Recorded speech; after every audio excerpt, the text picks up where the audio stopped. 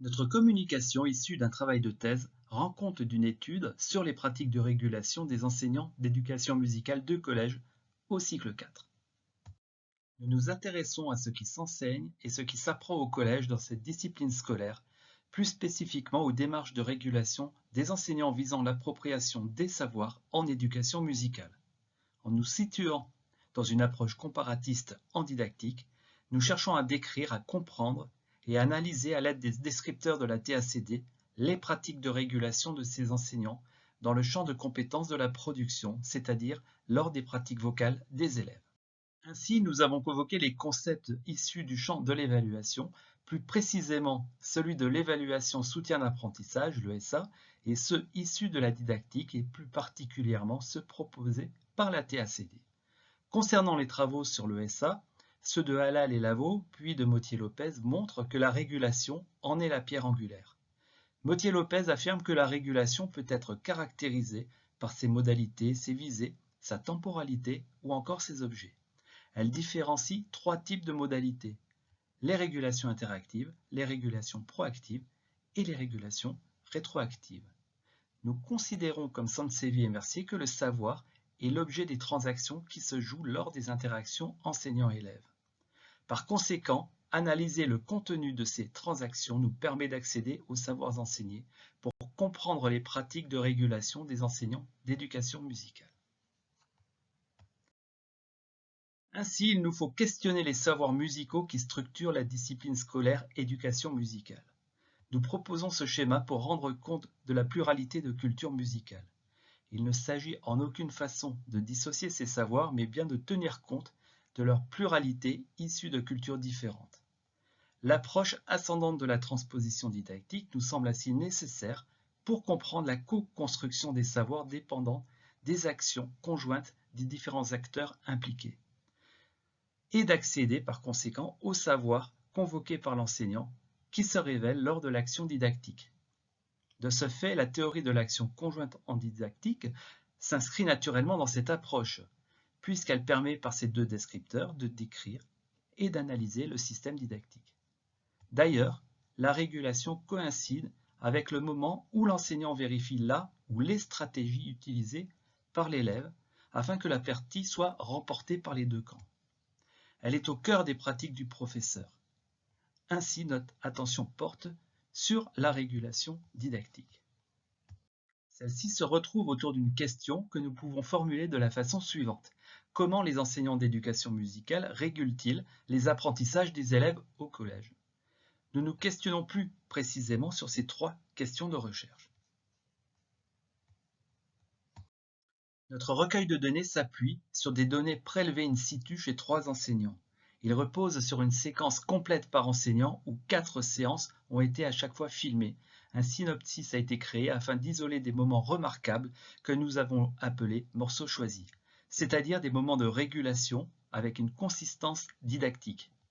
Nous les avons proposés aux enseignants lors des 12 entretiens d'autoconfrontation simple. Ce corpus principal a été enrichi par 12 entretiens antéséances.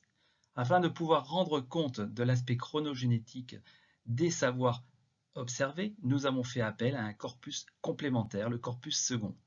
Afin de croiser toutes ces données et pour en renforcer leur fiabilité, nous avons opté pour leur triangulation, où les transcriptions vidéoscopiques des morceaux choisis sont articulées aux différents entretiens.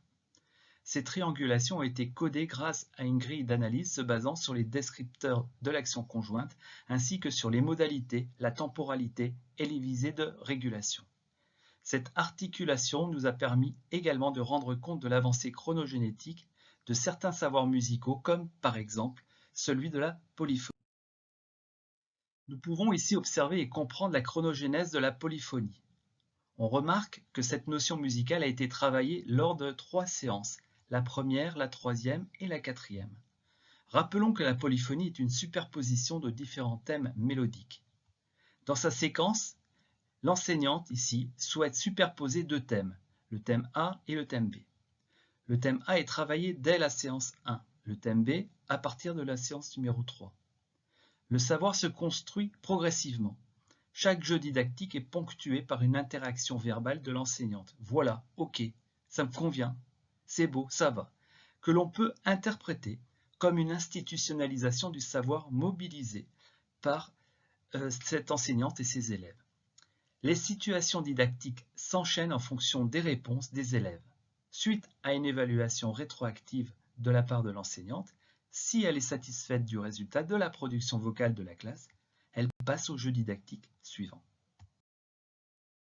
Pour répondre à notre première question de recherche, notre étude montre que la majorité des régulations interviennent de manière interactive par des interactions verbales, des interactions mimétiques, par des interactions gestuelles ou encore en mobilisant le corps des élèves. Concernant les régulations proactives, elles s'adressent à la classe entière ou aux filles pour l'enseignant numéro 1 qui est un homme et qui utilise constamment sa voix de tête pour réguler. Quant aux régulations rétroactives, de manière générique, elles interviennent souvent après l'interprétation d'une partie du chant. Concernant notre seconde question, les 3 enseignants agissent sur l'autorégulation de l'élève pour réguler la justesse de sa voix et la coordination vocale des élèves entre eux. 2 enseignants font appel aux interactions sociales de la classe pour favoriser le processus d'apprentissage des élèves, car pour elles, faire piloter les apprentissages par l'environnement social de la classe favorise l'autorégulation de l'élève. Il est à noter que les 3 enseignants font avancer le savoir au détriment du temps d'apprentissage.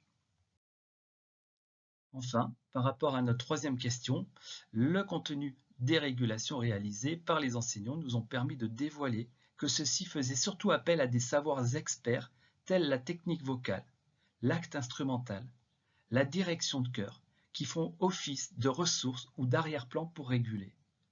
Ce sont surtout par des régulations interactives verbales, mimétiques, gestuelles, que les enseignants favorisent les apprentissages des élèves en introduisant des outils didactiques comme le piano ou encore l'usage de variables didactiques pour réguler la voix de ces derniers.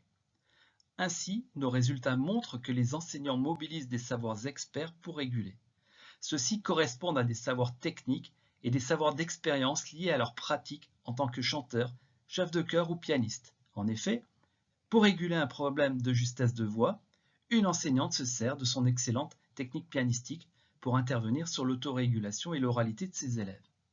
Pour pallier un problème de technique vocale, 2 enseignants n'hésitent pas à réinvestir les pratiques de régulation utilisées par leurs professeurs de chant au conservatoire. 2 enseignants réutilisent également des pratiques de régulation observées lors d'un festival annuel de chant choral dans leur classe. Ainsi, ces enseignants orientent leurs interventions en mobilisant ce qu'ils ont appris dans leur pratique musicale extrascolaire.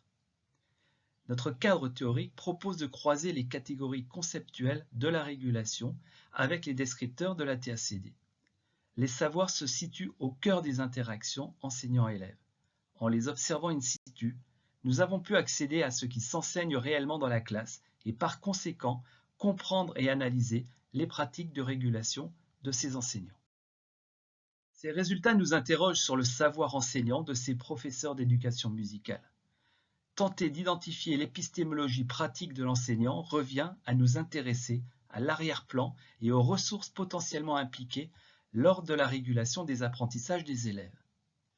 Ce sont les descripteurs de l'action conjointe qui nous ont permis d'y accéder. En effet, ceux-ci nous ont permis d'analyser d'une part le contenu des régulations filmées et d'autre part les données d'autoconfrontation simple et d'autres entretiens. Nous avons évoqué auparavant, nos résultats montrent que les 3 enseignants sollicités pour notre étude mobilisent des pratiques professionnelles issues de leurs expériences musicales extrascolaires pour réguler les apprentissages des élèves.